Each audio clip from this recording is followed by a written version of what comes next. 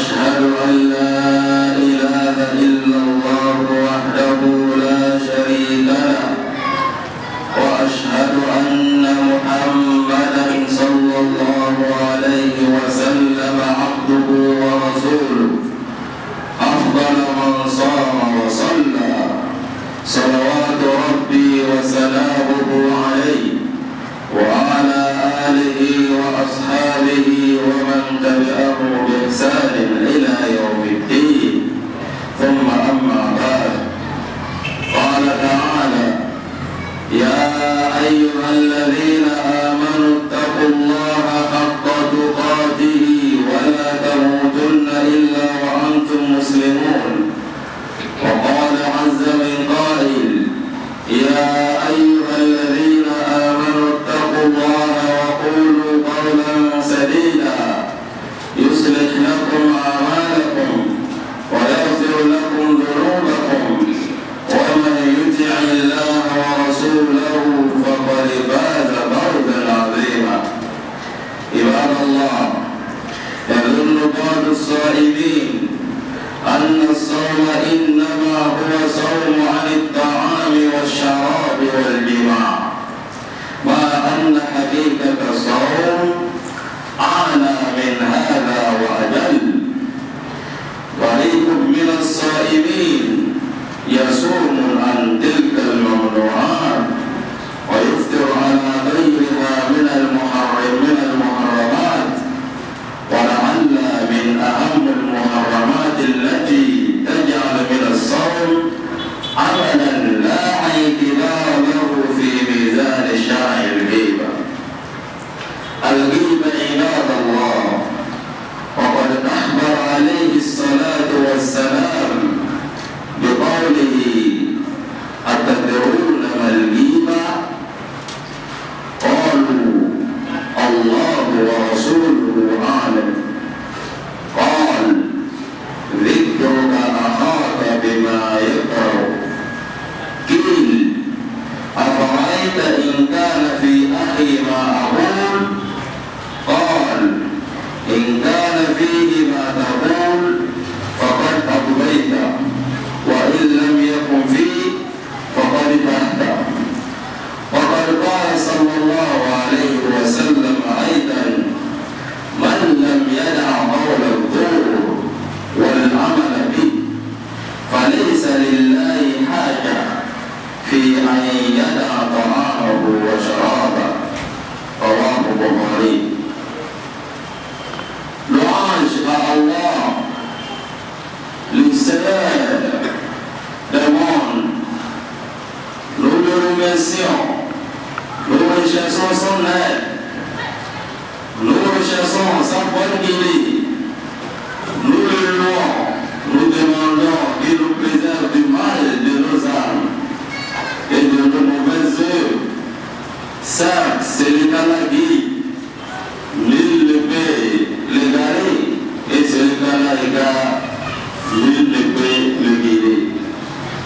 Je témoigne qu'il n'y a aucune divinité digne d'adoration en dehors d'Allah exalté soit-il. Et je témoigne également que le prophète Mohammed sallallahu alayhi wa sallam est son messager. Celui-là, parmi les génères qui est le plus noble, qui apporte son salut, sa paix et sa bénédiction au prophète Mohammed sallallahu alayhi wa sallam, sur les vampires de sa famille, sur ses compagnons et sur tous ceux-là qui vont le suivre jusqu'au jour de la résurrection. Ceci étant, fidèles musulmans, je nous recommande ainsi qu'à moi-même de faire preuve de piété à l'égard d'Allah exalté soit-il. Allah exalté soit-il dit: croyez Allah, votre Seigneur, qui dit dans le Coran, dans la sourate Al-Qudurat: وَأَعُوذُ بِاللَّهِ مِنَ الشَّيْطَانِ الرَّجِيمِ وَلَا تَجَسَّسُوا وَلَا يَغْتَبْ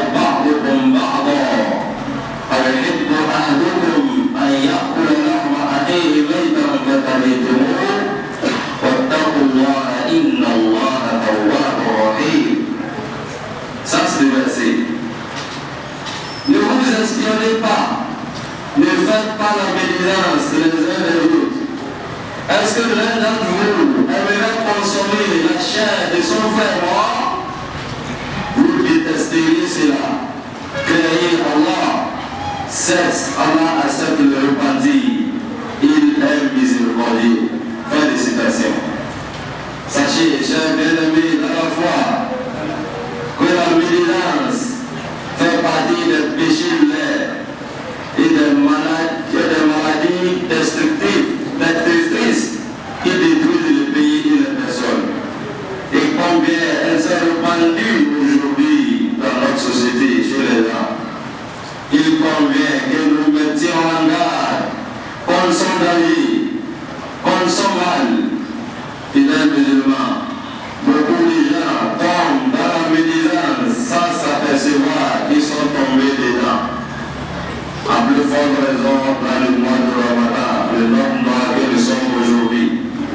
Pourtant, le prophète Mohammed sallallahu alayhi wa sallam a donné la définition de la médisance. Dans ce hadith de Abu Huraira, dans lequel lorsque le prophète dit sallallahu alayhi wa sallam, Attadrouna mal-ghiba. Savez-vous ce qu'est la médisance? Ils ont dit Allah wa Rasuluhu alam. Allah et son messager savent le plus. Et le prophète sallallahu alayhi wa sallam l'a dit, Vikruka ahaka bima yakrahu. C'est-à-dire, ce que tu mentionnes ton frère, pas ce qu'il déteste. Et les compagnons disent également, voici, s'il a bien à mon frère ce que je dis, et le prophète Mohammed sallallahu alayhi wa sallam de répondre, s'il y en a, ce que tu dis sur ton frère est vrai, alors tu as commis sa médisance. Et s'il n'a pas, et ce que tu dis n'est pas à lui, alors tu l'aurais calomnié. Hadith rapporté par Muslim. Le sens de calomnier, ici, c'est d'accuser pas ce qui n'est pas en lui. La calomnie est un péché plus grave que la médisance, parce que la calomnie comporte le mensonge. Et le prophète Mohammed sallallahu alayhi wa sallam déjà mis en garde contre le mensonge dans plusieurs hadiths. Il dit Iyyakum wal-kadhib.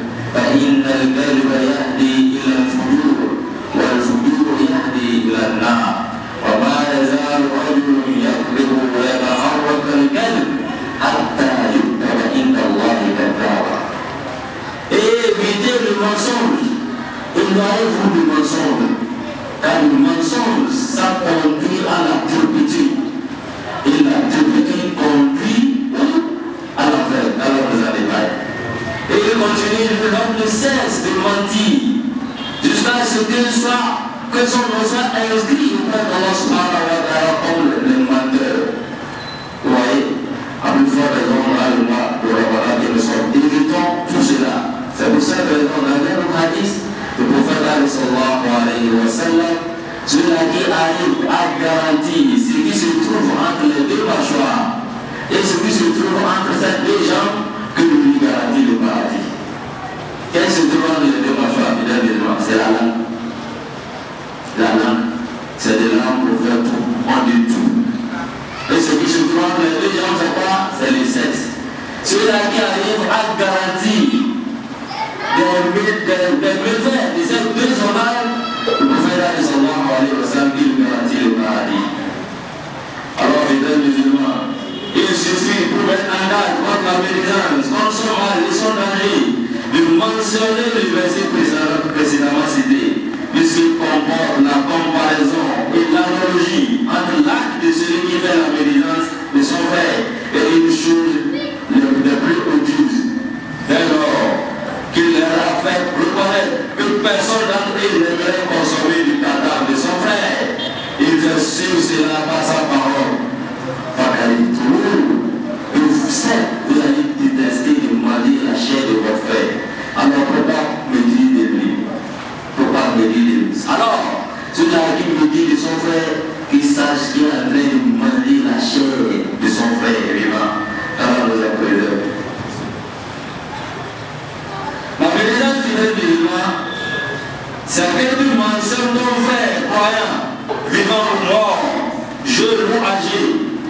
ce qui est en lui et qu'il détesterait si cela parvenait à ses oreilles, que cela se rapporte à son aspect corporel, son ascendance, ses vêtements, sa maison et son caractère, comme si quelqu'un disait un tel est petit,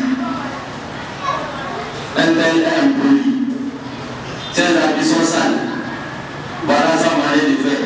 Quelque chose que tu dis et que ton frère musulman, quand il attend, il déteste d'entendre ça. Ça là, c'est de la médisance. Certains pourraient s'interroger, est-ce que la médisance fait partie des grands péchés ou des petits péchés? Ce qui est correct, c'est de détailler cela en cela. C'est de détailler cela. On dit que si la médisance a lieu en encontre des gens vertueux, c'est-à-dire, si celui qui fait la médisance bénéficie des gens de piété, c'est un grand péché, sans aucun doute. Mais si doute qu'on ne dit pas dans l'absolu que c'est un grand péché, mais que c'est un croyant,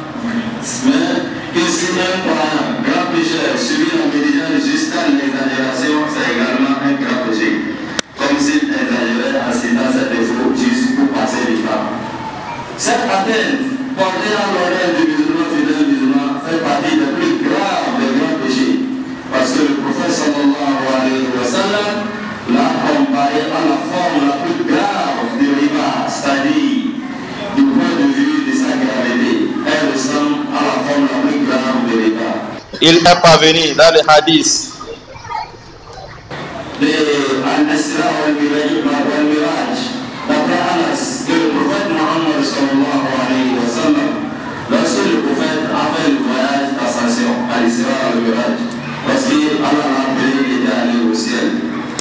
Au cours de ce voyage, le prophète sallallahu alayhi wa sallam, on l'a fait voir certains habitants de l'enfer.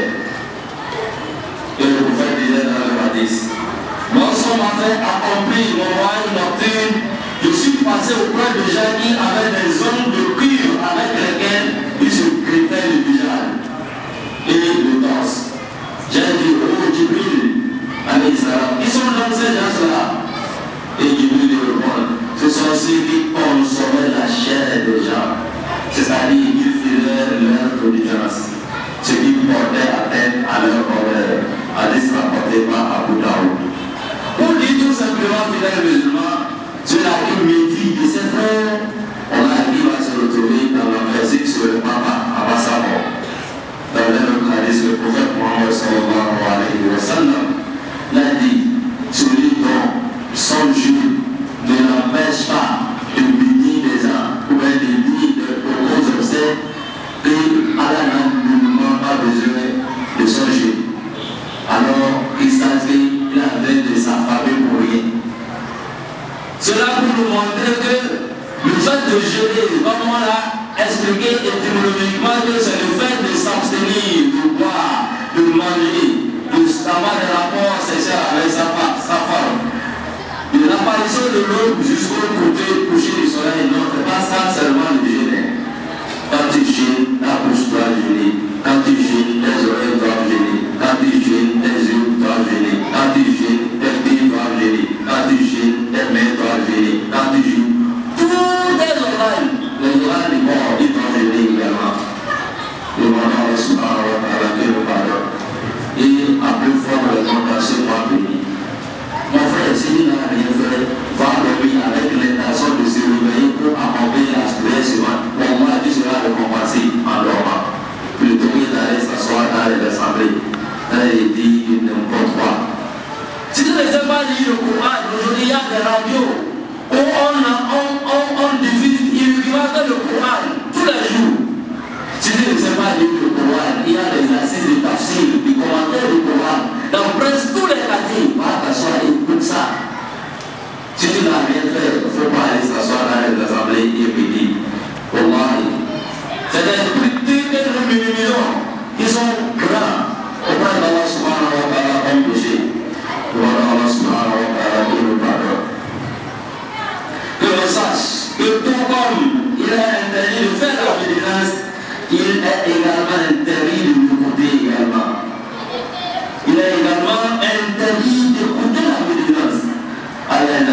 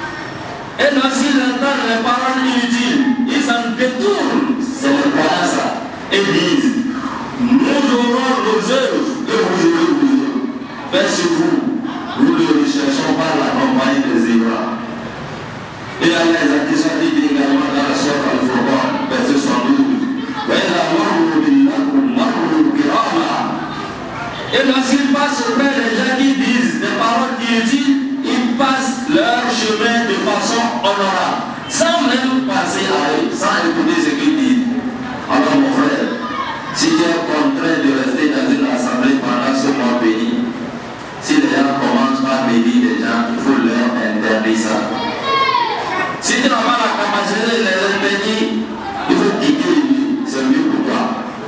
Or, si tu as oublié de leur dire alors il faut oublier cela dans ton cœur. Je ne sais pas qui c'est qui peut t'obliger à rester à écouter la méditation pendant ce mois béni. On a compris, il n'est pas permis d'écouter la médisance. Celui qui assiste à une assemblée, dont les membres font la médisance interdite et portent atteinte à l'honneur des gens, il doit empêcher cette médisance en usant de son autorité. S'il en a la capacité, s'il n'en a pas la capacité, il n'interdit pas sa langue. S'il n'en a pas la capacité, il la remis par le cœur. C'est-à-dire qu'il déteste cette chose par son cœur et il quitte l'assemblée. Dans ce cas-là, il ne commet pas le péché. Il a été rapporté qu'un vertu s'asseyait dans une assemblée avec les gens, il discutait avec eux. Quand il se mettait à faire la médisance et à porter atteinte à l'honneur des gens, il leur donnait le conseil et s'en alla. On l'a dit une fois. Pourquoi tu es avec nous? Et lorsque nous commençons à parler des gens, tu t'en vas. Il a dit, moi je ne suis pas satisfait de moi-même, alors pourquoi vais-je parler sur les gens? Moi, pas. Le vrai musulman, le croyant, il doit s'occuper de ses propres défauts plutôt que des défauts de ses semblables. Il doit s'occuper de ses propres défauts plutôt que de s'occuper des défauts de ses semblables.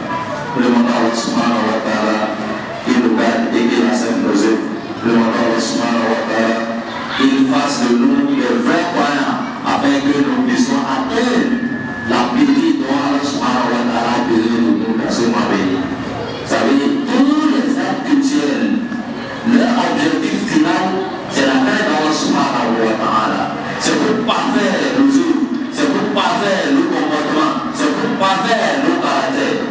Celui qui perd Allah subhanahu wa ta'ala, tous ces caractères seront parfaits.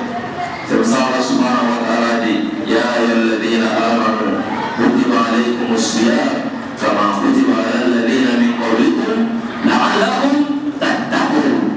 C'est l'objectif final ça. Allah vous a prescrit le jeûne. Il a prescrit à ceux qui nous ont précédés. Pourquoi? La'allakum tattaqun. Afin que vous puissiez atteindre la piété, afin que vous puissiez craindre Allah subhanahu wa ta'ala. Si vous craignez Allah subhanahu wa ta'ala, vous n'allez pas tomber dans les péchés, vous n'allez pas tomber dans les interdits, vous n'allez pas transgresser les lois d'Allah subhanahu wa ta'ala. قلت قولي هذا واستغفر الله لي ولكم ولكافة المسلمين من كل ذنب وخطيئة فاستغفروه إنه كان غفارا. الحمد لله وكفى ثم الصلاة والسلام على رسول المجتمع سيدنا محمد صلى الله عليه وسلم. رضيت بالله ربا وبالإسلام دينا وبمحمد صلى الله عليه وسلم نبيا ورسولا. Mesdames et musulmans, pour finir, nous devons savoir que celui qui fait la médisance des gens mérite l'échappement d'Allah subhanahu wa ta'ala s'il ne se reprend pas de son péché. Il s'en rappelle chaque instant. Il sache également que celui dont on appelle la médisance, si l'information lui est parvenue, ce qui a été dit à ce sujet, c'est un devoir pour celui qui a fait sa médisance de s'excuser auprès de lui pour que son reparti soit pareil avant qu'il n'arrive au jour où il n'y aura ni argent, ni autorité, ni quoi que ce soit. D'après Abu Huraira, le prophète Muhammad sallallahu alayhi wa sallam nous dit dans le hadith, Atadruna man al-muflis, Atadruna man al-muflis, connaissez-vous le plus pauvre d'entre vous? Savez-vous celui qui est le plus ruiné d'entre vous? Et les compagnons ont répondu, le ruiné chez nous, c'est celui qui n'a ni de pièces d'argent ni de biens. Et le prophète Muhammad sallallahu alayhi wa sallam a dit, Inna al-muflisa min ummati ya'ti yawm al-qiyamah bi salatin wa siyamin wa zakatin wa ya'ti wa shatama hadha wa qalaqa hadha wa akala mal hadha wa shabaka dam hadha wa daraba hadha fa yuqta من حسناته وهذا من حسناته فإن فنيت حسناته قبل أن يقضى ما عليه أخذ من خطاياه في آخر الحديث. Le prophète sallallahu alayhi wa sallam l'a dit, le plus brillant de ma communauté le jour de la résurrection, c'est celui qui viendra au jour de la résurrection, au jour du jugement dernier, en ayant bien accompli sa prière. Il a donné la zakat, il a fait le hajj, mais qui aura insulté celui-ci, pour faire du tort à celui-ci, a commis une injustice à eux, qui aura pris l'argent de ce dernier, il a couru le sang de celui-ci, il a frappé celui-là, il a giflé. Alors, il sera attribué à ces gens-là de ces bonnes actions. Et lorsque ces bonnes actions seront obéies, avant qu'il n'ait pu demander tout ce qu'il doit, il leur sera prélevé de leurs péchés qui seront amputés en son compte. Subhanallah. Et s'il n'a plus rien, c'est comme ça on va le prendre, on va le jeter dans le feu de la terre. Allah nous a préservé. Mes frères, quel serait alors l'objectif de ton jeûne? Quelle serait alors la récompense de ton jeûne, de ton âge, de la lecture du Coran? Or, le jour du jugement dernier, on va apporter toutes ces récompenses-là devant toi. Tu vas voir, tu seras content, tu seras très réjoui. Ah, l'autre va venir, il a pris mon argent. Ah, l'autre va venir, il m'a insulté. Ah, l'autre va venir, il a dit de moi. Et c'est comme ça ils vont commencer par prendre des bonnes actions là pour le remplacer. Le jour de la résurrection, il n'a pas l'argent. Wallahi, il n'a pas l'argent. Allah Muhammad, c'est le jour où on va travailler pour la résurrection. Le jour de la résurrection, il n'y a pas de travail là-bas, c'est la récompense. Maintenant, tu n'as pas de travail, est-ce que tu auras quelque chose pour compléter ça? Non, on va prendre des bonnes actions musées là, on va remettre à celui-là qui a commis de l'injustice. Et si ça finit, on va prendre les mauvaises actions de ces 5 péchés et on va mettre ça sur la tête. Et c'est fini. On va être là dans la préserve. L'objectif du sermon d'aujourd'hui, ça nous interpelle tous. Que ce soit les alphas, que ce soit les fidèles, que ce soit tous ce temps que nous sommes. Alors c'est pour ces raisons, quand vous êtes dans une assemblée, vous voulez commencer par venir, il faut que vous vous interpellez rapidement. Ça peut faire annuler votre jeu. La méditation plutôt, c'est pas bon en islam. C'est pas bon. Plus fort raison d'aller pas venir de Ramadan. Demandons Allah subhanahu wa ta'ala qu'il nous pardonne. Demandons Allah subhanahu wa ta'ala qu'il accepte nos bonnes œuvres. Demandons Allah subhanahu wa ta'ala qu'il fasse que toutes nos activités soient pour de succès. Demandons Allah subhanahu wa ta'ala qu'il accepte nos aumônes, qu'il accepte nos prières, qu'il accepte nos invocations, qu'il accepte nos supplications, qu'il accepte nos bonnes œuvres, qu'il pardonne à nos morts, qu'il guérisse nos malades. Demandons Allah subhanahu wa ta'ala qu'il fasse régner la paix dans notre pays, qu'il donne la paix du cœur, qu'il donne sa paix afin qu'on puisse bien la paix comme cela se doit. Demandons Allah subhanahu wa ta'ala, nous sommes en train d'aller progressivement par la montre la fin de ce mois, par la compte parmi ceux-là qui vont jeûner le mois de Ramadan jusqu'à la fin et ils auront les péchés pardonnés. اللهم اعز الاسلام والمسلمين واذل الشرك والمشركين ودمر اعداء الدين وانصر عباد المجاهدين في كل مكان على عدوك وعدوك يا ربنا يا رب العالمين. اللهم قم معنا ولا تكن علينا، اللهم انصرنا ولا تنصر علينا، اللهم زدنا ولا تنقصنا، ربنا تقبل منا صلاتنا وصيامنا وركوعنا وسجودنا وصالح اعمالنا، اللهم عاتق ربنا من النار، اللهم انا نسالك رضاك والجنه الفردوس ونعوذ بك من سخطك والنار.